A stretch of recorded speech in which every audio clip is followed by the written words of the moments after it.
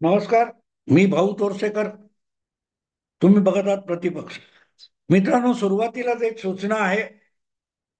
जे मला मला हिंदीत ऐकू इच्छितात त्यांच्यासाठी प्रतिवाद नावाचा वेगळा युट्यूब चॅनल मी सुरू केलेला आहे हिंदीतला. खाली डिस्क्रिप्शन बॉक्समध्ये त्याची लिंक दिलेली आहे. ज्यांना आवश्यक वाटेल त्यांनी त्या लिंकवर जावं आणि प्रतिवादला सबस्क्राईब करावं. मित्रांनो, आज मी तुम्हाला एक गोष्ट अशी सांगणार आहे की मी सुद्धा ती गोष्ट ऐकून थक्क झालो. ती गोष्ट म्हणजे ओवायसी यांच्या MIM पक्षाचा माजी खासदार संभाजीनगरचा इम्तियाज जलील याने पत्रकारांना दिलेली माहिती किंवा मुलाखत. हा इम्तियाज जलील म्हणतो की आगामी विधानसभा निवडणुकीत त्याच्या आणि ओवायसीच्या MIM पक्षाची शिवसेनेबरोबर युती किंवा आघाडी होऊ शकते आणि तशी प्राथमिक बोलणी झालेली आहे, असाही दावा इम्तियाज जलीलने केलेला आहे. अर्थात त्याचा पुरावा तो काय देऊ शकला का नाही. त्याला ज्या पत्रकारांनी हा प्रश्न विचारला किंवा माहिती विचारली, तो म्हणाला मला आहे ती माहिती सांगतो, पण शिवसेनेच्या कुठल्या नेत्याबरोबर माझी बोलणी झाली ते नाव मी तुम्हाला सांगणार नाही. आवश्यकता वाटत असेल तर तुम्ही ते नाव शोधून काढा, मी ते नाव सांगणार नाही. पण माझी बोलणी झाली याविषयी मी ठाम आहे, छाती ठोकपणे सांगतो. विधान परिषदेतले विरोधी नेते आणि संभाजीनगरचे शिवसेनेचे नेते अंबादास दानवे यांनी मात्र त्याचा साफ इन्कार केलेला आहे की इम्तियाज जलील यांच्याबरोबर शिवसेनेची कुठलीही बोलणी झालेली नाही, कुठल्याही नेत्याची बोलणी झालेली नाही, असा दावा अंबादास दानवे यांनी केला. त्यावर विचारता इम्तियाज जलील म्हणतो, अंबादास दानवे हा शिवसेनेतला खूप छोटा नेता आहे.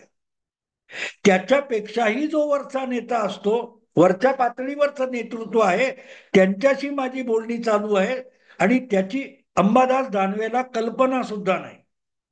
आणि हे सांगता सांगता इम्तियाज दलील म्हणतो की शिवसेनेचे जे टॉपमोस्ट 3 नेते आहेत त्यापैकी एका बरोबर माझी बोलणी झालेली आहेत आणि माहितीच काढायची तर जा चौकशी करा, CIDला विचारा, गुप्तचर खातं कामाला लावा की इम्तियाज जलील मुंबईत कधी गेला होता, कुठल्या विमानाने गेला होता, कुठल्या हॉटेलमध्ये उतरला होता, किती वेळ कुठल्या शिवसेना नेत्याशी त्याच्या बोलाचाली आणि वाटाघाटी झाल्या, ही माहिती तुम्हाला मिळू शकेल. गुप्तचर खातं कामाला लावा. इथपर्यंत इम्तियाज जलील बोलतो तेव्हा त्याच्यावर विश्वास ठेवावा लागतो. विश्वास ठेवण्याचं आणखीन एक कारण आहे मित्रांनो. इम्तियाज जलील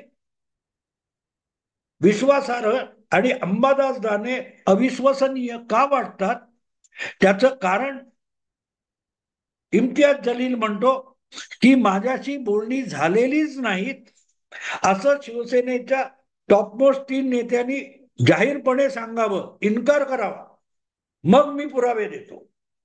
आणि हे सांगून 2 दिवस उलटले तरीही शिवसेनेच्या सर्वोच्च नेतृत्वाकडून या गोष्टीचा इन्कार झालेला नाही. अंबादास दानवेच्या इन्काराला काय अर्थ नाही. अंबादास दानवेला काहीही माहिती नसतं असं जलील म्हणतो आणि ते म्हणूनच खरं वाटतं. आता गंमत अशी आहे की शिवसेनेचे सर्वोच्च 3 नेते कोण. एक म्हणजे उद्धव ठाकरे, दुसरे म्हणजे त्यांचेच सुपुत्र आदित्य ठाकरे आणि 3 म्हणजे संजय राऊत. यापैकी आदित्य ठाकरे आणि उद्धव ठाकरे हे कुठेही जातील तर त्यांच्या मागे कॅमेरे धावत असतात. त्यामुळे इम्तियाज जलील यांच्याशी त्यांची भेट झाली तर कुठला ना कुठला कॅमेरा टिपू शकतो आणि त्याचा बबराव होऊ शकतो.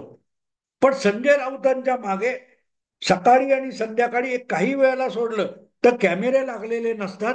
त्यामुळे कदाचित इम्तियाज जलील आणि संजय राऊत यांची बोलणी होऊ शकतात आणि अशी अनेकदा झालेली आहे. तुम्हाला माहिती आहे संजय राऊत हे कायम शरद पवारांच्या घरी पडलेले असायचे, ज्यावेळेला शिवसेना आणि राष्ट्रवादी काँग्रेस यांच्यातून विस्तव जात नव्हता.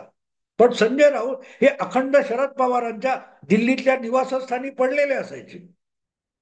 त्यामुळे त्यांच्यात काय बोलणी झाली याविषयी बाहेर गवगव व्हायचं कारण नव्हतं. आणि म्हणूनच इम्तियाज जलील म्हणतो त्यात तथ्य असू शकतं. अगदी तुम्हाला सांगतो, मला वाटते 3-4 वर्षापूर्वीची गोष्ट आहे. उद्धव ठाकरे मुख्यमंत्री झाल्यानंतर आणि शरद पवारांची मॅरेथॉन मुलाखत सामनामध्ये छापून आल्यानंतर एक घटना अशी घडली होती की मुंबईच्या बांद्रा कुर्ला संकुलामध्ये एका तारांकित हॉटेलमध्ये देवेंद्र फडणवीस आणि संजय राऊत यांची भेट झाली होती. आणि त्याचा गवगवा झाल्यानंतर सगळे कॅमेरे पळत पळत बीकेसी मध्ये आलेले होते. आणि मग बाहेर ठातूर मातूर उत्तर देताना संजय राऊत म्हणाले होते की मी सामनासाठी देवेंद्र फडणवीसांची प्रदीर्घ मुलाखत घेणार आहे. अजूनपर्यंत ती काही मुलाखत झाली नाही आणि ती छापून आली नाही किंवा इंटरनेटवर आलेली नाही. संजय राऊत रोजच फेकाफेकी करत असतात, त्यातलीच ती एक लोणकडी थाप होती. अहो, मुलाखत घेणार हे ठरवण्यासाठी 3-3 तास बैठक होत नसते. कारण ती बीकेसी मधली संजय राऊत आणि देवेंद्र फडणवीस यांची तेव्हाची बैठक 2.5-3 तास चालली होती. मुलाखत घेणार, मुलाखत देणार, मुलाखत घेणार, मुलाखत देणार, मुलाखत देणार का मुलाखत देईन, असा संवाद चालला होता का 3 तास. मुलाखत घ्यायचा प्रोग्राम ठरवण्यासाठी 2.5-3 तास बोललं जात नाहीत, वाटाघाटी किंवा भेटगाठ होत नाही. पण थापा मारणं हा संजय राऊत यांचा आवडता छंद आहे. आणि त्यांनी जे काय शेण फासलेलं आहे ते अगत्याने दाखवणं हा मराठी माध्यमांचा छंद झालेला आहे. असो, सांगायचा मुद्दा असा की ते संजय राऊत इम्तियाज जलीलच्या वक्तव्यावर शांत का आहेत याचं उत्तर कोणाकडे नाही. आणि त्याचं कारण कुठच्या माध्यमाने कॅमेरा घेऊन माईक घेऊन संजय राऊतांना विचारलं तर न जाणं संजय राऊत माईक वर थुंकतील. त्यापेक्षा असा प्रश्न संजय राऊतांना विचारायचाच नसतो आणि प्रश्न विचारायचेच नसतात. संजय राऊत जी बकवास करतील ती रेकॉर्ड करायची आणि दाखवायची, एवढंच तर मराठी माध्यमांचं आता काम आहे. असो, पण जे काय होतंय त्याचा इन्कार करणं शिवसेनेला आता अवघड आहे. अवघड आहे. याचं कारण लोकसभा निवडणुकीमध्ये 9 जागा निवडून आणताना बहुतेक जागी मुस्लिम मतदाराने आपल्याला आधार दिला म्हणूनच शेपटीवर बचावलं हे उद्धव ठाकरे जाणतात. म्हणूनच इतर सगळ्यांना धमकावणारे उद्धव ठाकरे मातोश्रीवर मुस्लिम जमावाचा मोर्चा आला त्याबद्दल चकार शब्द बोलत अपशब्द बोलायची हिंमत सुद्धा करू शकत नाही. अगदी कलानगरच्या दारात येऊन उद्धव ठाकरे गद्दार अशा घोषणा दिल्यानंतर सुद्धा उद्धव ठाकरे संजय राऊत चकार उलट उत्तर देऊ शकलेले नाहीत. मुस्लिमांचा मोर्चा आला की मराठी माध्यमाला ज्या धडाडणाऱ्या तोफा वाटतात त्या थंडावतात. त्याला उबाठाच्या तोफा म्हणतात मराठी माध्यमामध्ये. मुस्लिमांचा मोर्चा आल्यावर त्या तोफा शेपूट आत घालून पळून जातात. आणि म्हणूनच इम्तियाज जलील छाती ठोकपणे म्हणतायत की शिवसेनेला आमची गरज आहे, उबाठा शिवसेनेला आमची गरज आहे. कारण मुस्लिम मतावर तर आता उबाठा शिवसेना शिल्लक आहे. अंबादास दानवेला तिथलं काय कळतं. हे इम्तियाज जलील छाती ठोकपणे आत्मविश्वासाने सांगतात. आणि त्यातून एक गोष्ट साफ होते की उद्धव ठाकरे आता मुस्लिम मतासाठी कमालीचे अगतिक झालेले आहेत. आणि म्हणूनच लवकरच उद्धव ठाकरे यांनी ओवायसीना मातोश्रीवर आमंत्रित केलं तर आपण चकित होण्याचं कारण नाही. अगदी अलीकडच्याच काळात अबू आझमी सुद्धा मातोश्रीवर येऊन गेले. कोण आहेत अबू आझमी? कोण आहेत अबू आझमी? 1993च्या बॉम्बस्फोटात ज्याला आरोपी म्हणून पकडलं होतं आणि ते आरोप लागला, त्यातूनच जो माणूस राजकारणात येऊन नेता झाला त्याचं नाव अबू आझमी. त्याच्यावर शिवसेना मुखपत्र सामनामधून संजय राऊतांनी जी जी काय गरळ ओकलेली होती त्याच्या विरुद्ध अबू आझमीनी संपादक बाळासाहेब ठाकरे यांच्या विरुद्ध खटला दाखल करून त्यांना जेरीस आणलं होतं. ते अबू आझमी माझा बाप चोरला, माझा बाप चोरला म्हणणारे उद्धव ठाकरे त्याच अबू आझमींना, ज्यांनी आपल्या पित्याला जेरीस आणला होता, त्याला अगत्याने मातोश्रीवर बोलावतात.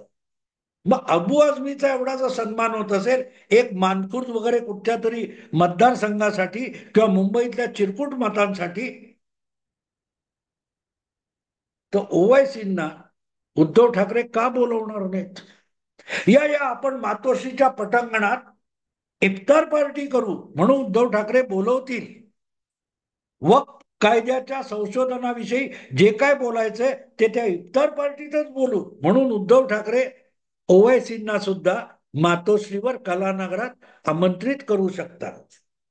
आणि त्याचीच प्राथमिक बोलणी कदाचित इम्तियाज जलील यांनी केलेली असते.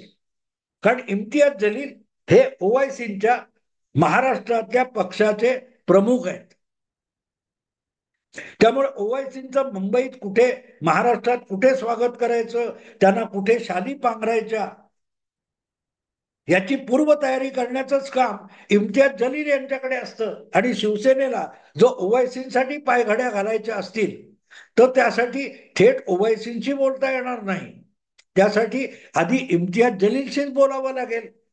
आणि इम्तियाज जलील तेच सांगतोय की प्राथमिक बोलणी माझी झालेली आहे. आता हे सगळं मी का सांगतोय लक्षात घ्या मित्र, का सांगतोय.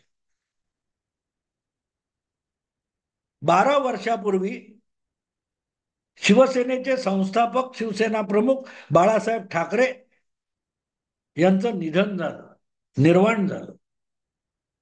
अवघा महिनाभर आधी शिवाजी पार्कवर जी शिवसेनेची मिटिंग झाली, मेळावा झाला, वार्षिक मेळावा झाला, तिथे बाळासाहेब येणार, बाळासाहेब येणार म्हणून लोक आषाढभूतपणे बसलेले होते शिवसैनिक. पण अगदी शेवटच्या क्षणापर्यंत बाळासाहेब आले नाहीत. उद्धव ठाकरेंचं सुद्धा भाषण झालं, सगळ्या शिवसेना नेत्यांची भाषणं झाली, तेव्हा जाहीर करण्यात आलं की प्रकृती ठीक नसल्यामुळे बाळासाहेब शिवाजी पार्कच्या मेळाव्याला येऊ शकणार नाहीये. पण त्यांनी जमलेल्या शिवसैनिकांसाठी एक रेकॉर्डेड मेसेज पाठवलेला आहे. ते मोठमोठ्या स्क्रीनवर दाखवण्यात आलं होतं 2012 मध्ये.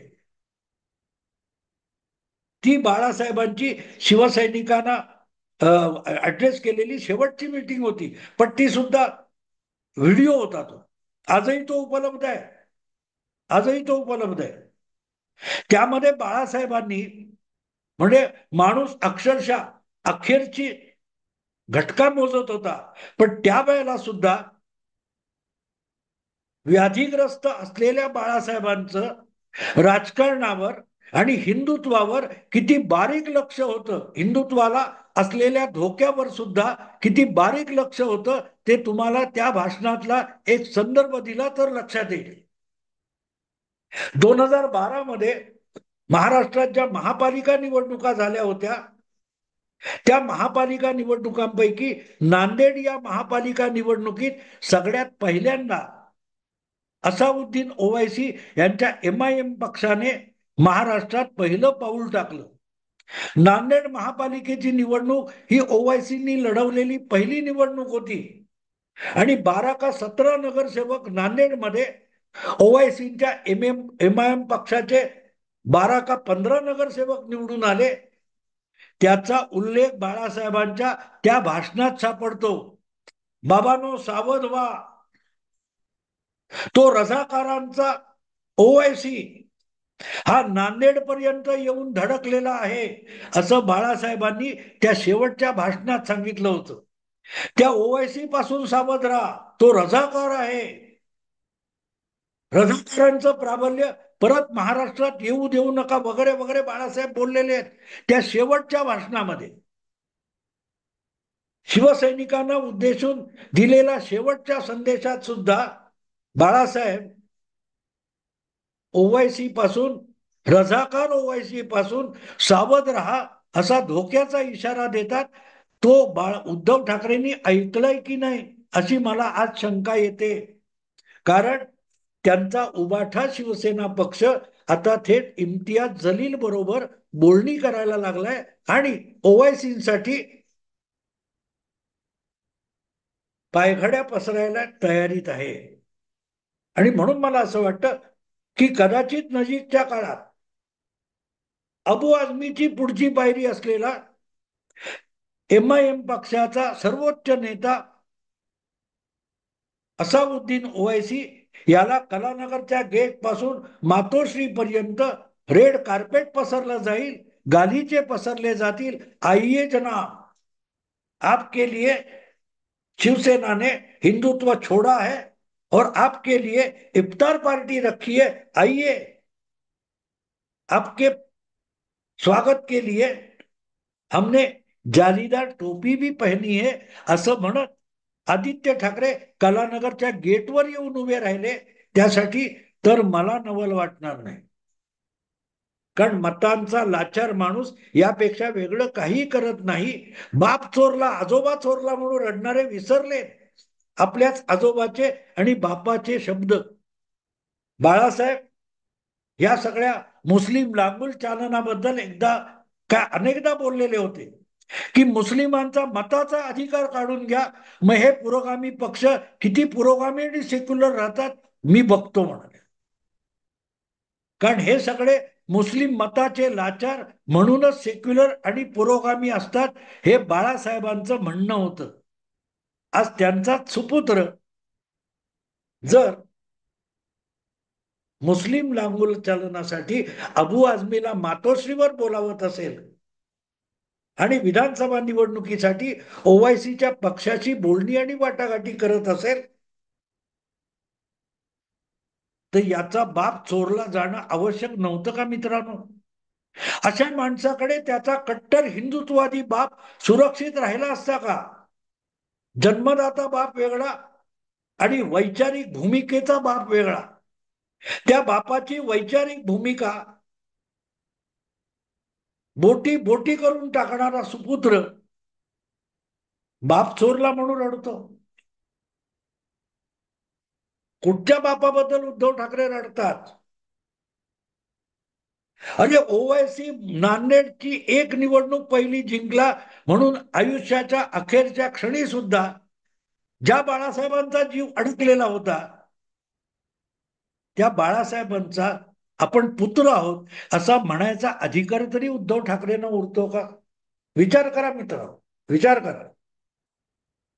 आणि म्हणून हा इम्तियाज जलीलचा विषय मी मुद्दाम तुमच्या समोर सविस्तर मांडलेला आहे.